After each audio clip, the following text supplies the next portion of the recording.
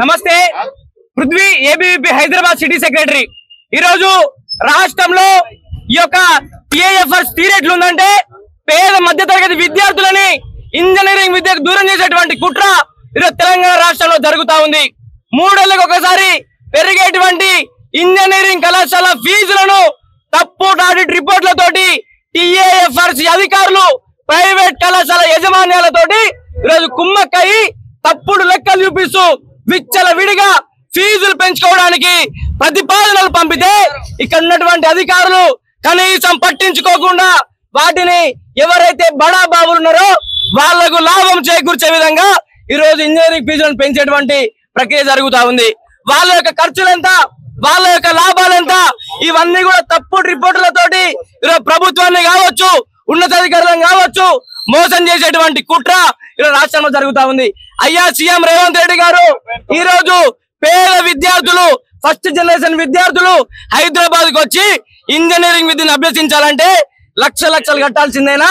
ఈ రోజు కొన్ని కళాశాలలు బి కేటగిరీ సీట్ల పేరుతోటి 20 లక్షలు 30 లక్షలు లక్షలు వసూలు చేస్తూ రియల్ ఎస్టేట్ తర్వాత తెలంగాణ రాష్ట్రంలో కాంగ్రెస్ ప్రభుత్వం వచ్చిన తర్వాత రియల్ ఎస్టేట్ డల్ అయింది. ఇంజనీరింగ్ కళాశాల యొక్క మాఫియా పెరిగిపోయింది. రియల్ ఎస్టేట్ ఏ విధంగా ఉండేనో ఇంజనీరింగ్ కళాశాల బి సీట్ల యొక్క దందా కూడా ఒక్కో కళాశాలలో 20 లక్షలు 30 లక్షలు డొనేషన్లు తీసుకున్నా కూడా ధన దాహం తగ్గకుండా ప్రైవేట్ కళాశాలలు పేద విద్యార్థులు కట్టేటువంటి ఫీజుల మీద పడ్డరు. మేము ఒకటే చెప్తా ఉన్నాం గవర్నమెంట్ కి, మీరు ఎంతైనా ఫీజులు పెంచండి, 20 లక్షలు చేసినా పర్లేదు కానీ 20 లక్షల ఫుల్ రియంబర్స్మెంట్ గవర్నమెంట్ నుంచి విద్యార్థులకు ఇవ్వాలి. మీరు ఇచ్చేదేమో 35,000, మీరు పెంచేదేమో 2 లక్షలనా? ఇంకా 2 లక్షల రూపాయలు ఎవరు కట్టాలి? పేద విద్యార్థి జేబులోంచి కట్టాలనా? పేద విద్యార్థులు తిండికి దిక్కులేక ఒక పూట తిని ఒక పూట తినక ఈరోజు చదువుకుందామని వస్తే 35,000 స్కాలర్షిప్ ఇచ్చి 2,50,000 కళాశాల ఫీజు నిర్ణయిస్తారా? ఒకవేళ మీరు ఎంత ఫీజు నిర్ణయిస్తారో అంత ఫీజుని ఈ రోజు మీరు రియంబర్స్మెంట్ రూపంలో ఇవ్వాలని చెప్పేసి మేము డిమాండ్ చేస్తా ఉన్నాం. అసలు పొంతన లేకుండా టీఏఎఫ్ఆర్సీ ఏదైతే ఉన్నదో ఇంజనీరింగ్ కాలేజీలలో ఫీజులు పెంచుకోవడానికి అనుమతులు ఇవ్వడాన్ని ఏవీపీ తీవ్రంగా వ్యతిరేకిస్తూ ఉన్నది. ఆడిట్ రిపోర్ట్స్ ఏవైతే ఇంజనీరింగ్ కాలేజీల వల్ల అనుకూలంగా అక్కడ పెట్టించుకొని కనీసం వాటిని చూడకుండా ఈ ప్రభుత్వము ఆ రాజకీయ నాయకులకు ఏవైతే చెందినటువంటి కాలేజీలకు లబ్ధి చేకూర్చడం కోసమే ఈ ఫీజుల ప్రతిపాదనను ప్రతిపాదించిందని చెప్పేసి ఈ రోజు ఏబీపీ ఆరోపిస్తూ ఉన్నది. ఈ రోజు ఏఐసిటి రూల్స్ ప్రకారము ఇంజనీరింగ్ కళాశాలలో పనిచేసేటువంటి టీచింగ్ గానీ నాన్ టీచింగ్ స్టాఫ్ గానీ జీతాలు పెంచకుండా ఏ విధంగా ఇంజనీరింగ్ కోర్సుల ఫీజులు పెంచుతారో ఈ సందర్భంగా రాష్ట్ర ప్రభుత్వం స్పష్టం చేయాల్సిన అవసరం ఉన్నది.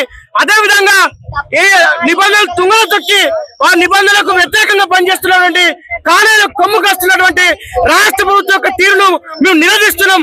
ఎందుకంటే అక్కడ ఉన్నటువంటి కాలేజీలు మల్లారెడ్డి కాలేజీలు కానీ పల్లారాశ్వరెడ్డి కాలేజీలు కానీ మిగతా రాజకీయ నాయకులకు సంబంధించిన కాలేజీలు ఉన్నాయి కాబట్టి ఈ ఫీజుల పెంపు ప్రతిపాదనను ఈ ప్రభుత్వము ప్రోత్సహిస్తున్నది.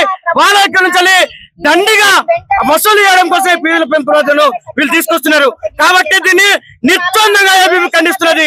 పేద బడుగు బలహీన వర్గాల పిల్లలు ఇంజనీరింగ్ విద్యను టాప్ కాలేజీలో అభ్యసించాలనుకుంటే వారి యొక్క గొంతులకి విద్యను దూరం చేయడం కోసమే ఈ ఫీజుల ప్రతిపాదన తీసుకొస్తున్నారు. కాబట్టి దీన్ని వెంటనే వెనక్కి తీసుకోవాలని చెప్పేసి తీవ్రంగా వ్యతిరేకిస్తున్నాము. ముఖ్యమంత్రి గారు మొన్న ఉద్యోగుల సభలో మాట్లాడుతూ ఏమంటున్నారు, ఇక్కడ నన్ను చీరినా గానీ నెలకు 18,500 కోట్ల రూపాయలు కంటే ఎక్కువ జనరేట్ కావంటున్నారు. ఇక్కడ ఉన్నటువంటి ప్రజలకు పేయింగ్ కెపాసిటీ తగ్గింది, రాష్ట్ర ప్రభుత్వం యొక్క బడ్జెట్ పెరుగుతుంది అంటే ఎక్కడ పేద విద్యార్థులు ఇట్లా విచ్చలవిడిగా పెంచినటువంటి ఫీజులను కడతారని యొక్క ప్రభుత్వం స్పష్టం చేయాల్సిన అవసరం ఉన్నది. కాబట్టి వెంటనే ఈ ఫీజుల పెంపు నిర్ణయాన్ని వెనక్కి తీసుకోవాలి. ఏవైతే ఆడిట్ రిపోర్ట్స్ ఉన్నాయో అవన్నీ పబ్లిక్ డొమైన్ లో పెట్టాలని చెప్పేసి ఈ సందర్భంగా డిమాండ్ చేస్తున్నాం. లేకపోతే రాష్ట్ర వ్యాప్తంగా జరిగేటువంటి ఆందోళనకు ప్రభుత్వమే బాధ్యత వహించాల్సి ఉంటుందని చెప్పేసి హెచ్చరిస్తున్నాం. మాచర్ల రాంబాబు, ఏబీపీ రాష్ట్ర కార్యదర్శి.